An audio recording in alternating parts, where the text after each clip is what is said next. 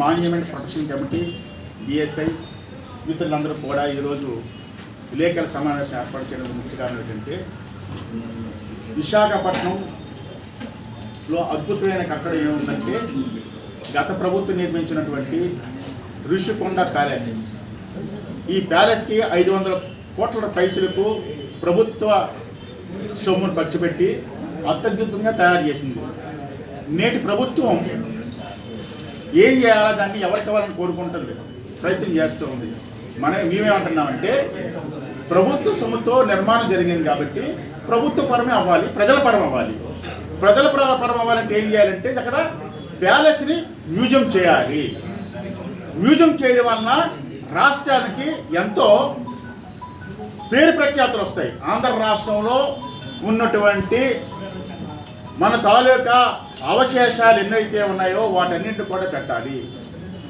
హైదరాబాదులో మ్యూజియం ఉంది. హైదరాబాదులో ఉమ్మడి రాష్ట్రంగా ఉన్నటువంటి మన తాలూకా చాలా అక్కడ ఉండిపోయినాయి, వాటిని తీసుకురావాలి. అదేవిధంగా ఎక్కడ తవ్వినా సరే, ఉత్తరాంధ్రలో ఎక్కడ తవ్వినా సరే మన కళాఖండాలు బోర్డు ఇచ్చి ఉన్నాయి, వాటిని పెట్టాలి. ఒక ఆదివాసీ సంస్కృతి ఉంది, ఒక మత్స్యకార సంస్కృతి ఉంది, మనకి చక్కటి ప్రాంతం ఉంది.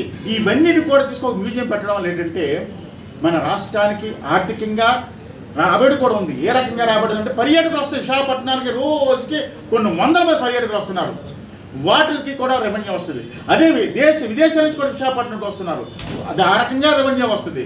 అందువల్ల ఏంటంటే ప్రభుత్వానికి చెప్పుకోవడానికి ఆంధ్ర రాష్ట్రంలో ఏముందంటే ఒక మ్యూజియం ఉంది అని చెప్పుకోవడానికి అద్భుతంగా ఉంటుంది. నేటి కూటమి వాళ్ళకి మించి కోరుకునేది ఏంటంటే ప్రైవేట్ పరం చేయకండి, ఎవరికి కూడా మ్యూజియం ఇవ్వకండి. అది ప్రజల సొమ్ము, ప్రజల సొత్తు కాబట్టి ఆ ప్రజలకు ఏం కోరుకుంటున్నారంటే అక్కడ మ్యూజియం చేయాలని కోరుకుంటున్నారు. కాబట్టి మీరు అంటేనే మ్యూజియం చేయాలని కూడా మీరు జీవో పాస్ చేయాలి, దానికి విధంగా ముందుకు పోవాలి.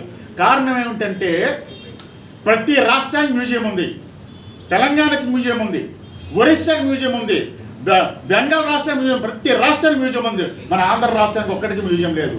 కాబట్టి ప్యాలెస్ని మ్యూజియం చేయండి, తద్వారా ఆంధ్ర రాష్ట్రానికి పేరు ప్రఖ్యాతులు వస్తుంది, మీ ప్రభుత్వానికి కూడా గౌరవం పెరిగిద్ది, అదేవిధంగా రెవెన్యూ కూడా వస్తుందని చెప్తున్నాం. కాబట్టి నేటి కూటమి వాళ్ళందరూ కలిసి మీ అయ్యన్న పాత్రని కలిసాం, మీటింగ్లో కలిసి అయ్యన్న పాత్రని కలిసాం, తర్వాత అదేవిధంగా కూటమి ఎమ్మెల్యేలు కలిసాం.